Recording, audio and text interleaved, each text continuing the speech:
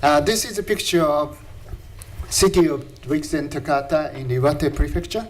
And this brownish area is a flat area and totally washed by the tsunami on the 11th of March 2011. And that's nearly 2,000 people were killed. And notice the city museum over there is the 2-story high building was entirely engulfed in the water. And the 6 members of the staff all lost their lives there.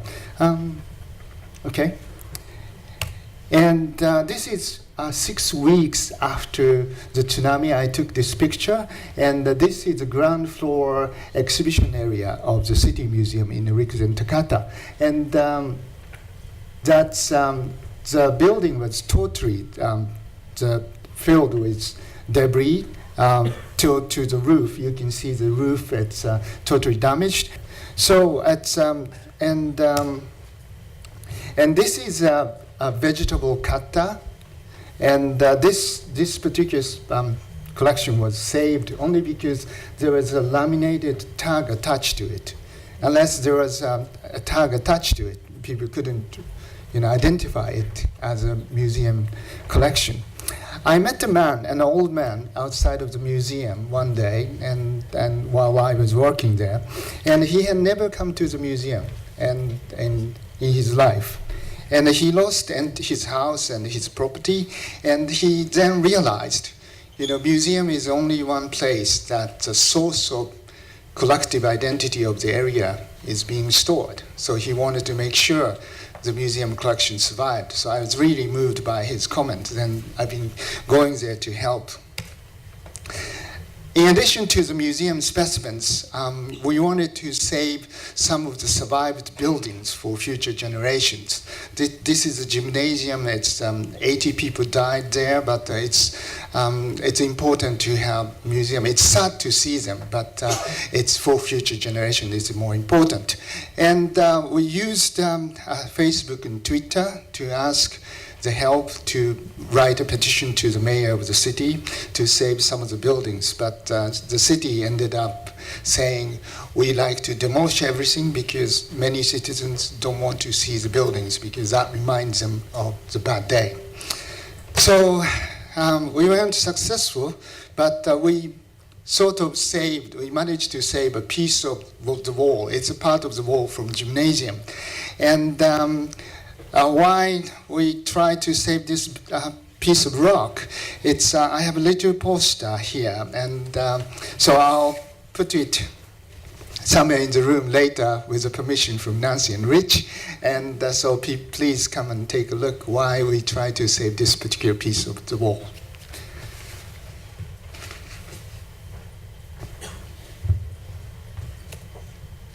Now, so from the experience working in the museum and affected from tsunami, I realized we should know more about what other museums have in the collections. And because we are busy dealing with our own museum. So we started this joint project with a museum in Kyushu, in Japan, the southern island. And we share the database, especially on the exhibition, because museum curators are not more interested in database for collections in the storage because there are so many. But we decided to start from the exhibit. And here in the Kita-Kyushu Museum of Natural History, the visitors are given a choice between iPad and iPod Touch, and they go around the museum, and this is again the dinosaurs, and you have Tyrannosaurus and Triceratops. And if you are interested in other museum who has Tyrannosaurus and Triceratops, of course, my museum in Tokyo has one. So if you click on the orange dot, you can view the information about the museum in Tokyo. And in the future, hope these children would come and visit us in Tokyo. And I don't have a good statistical support yet, but within the last 6 months, I met 3 families coming from Kyushu after experiencing this, and came and visit us in Tokyo. This is old-fashioned T-Rex, and many museums are still stuck with it because they like to change the mount, the skeleton, but they cannot afford it. And this is a new digital virtual reality encyclopedia developed by our museum and Toppan Printing Company, Japan. You can at least change the posture digitally, and notice the tail is off the ground, okay? And T-Rex is about, slightly shorter than the width of the room. But notice it has such a short arm, and the arm length is about my size, so 86 centimeters, and I have such a short arms, okay? And so T-Rex couldn't bring the food to their mouth, or they couldn't protect their face when it's falling. So it's the short arm is so useless.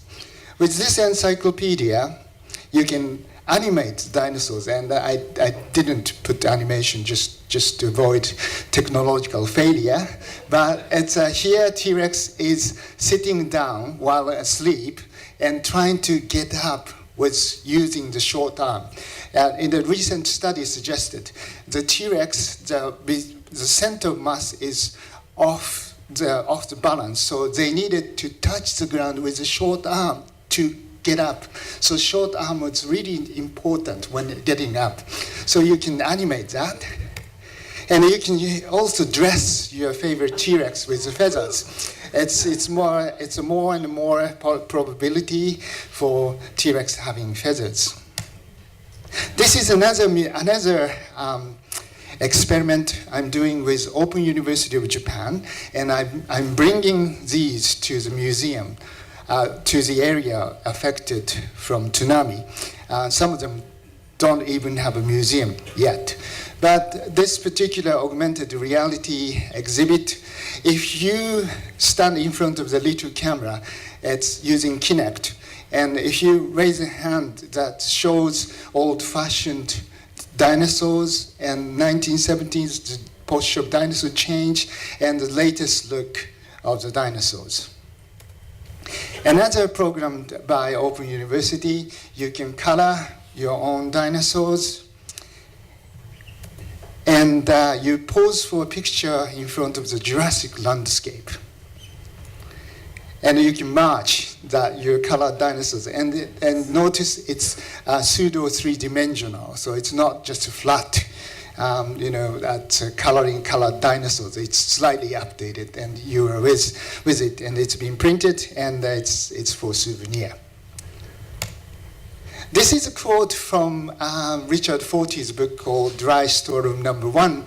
All our lives are collections curated through memory. The sum total of the deep archive is what makes us who we are. And we are often asked, which is more important? Which specimen is more important? How many specimens do you have to collect in the collection? And I used to answer, everything is important. So everything has to be saved. It's impossible, right? And after experiencing tsunami and helping the museum in the tsunami-affected area, I tend to answer the question by saying anything can be important if many of us sharing the experience of knowing it.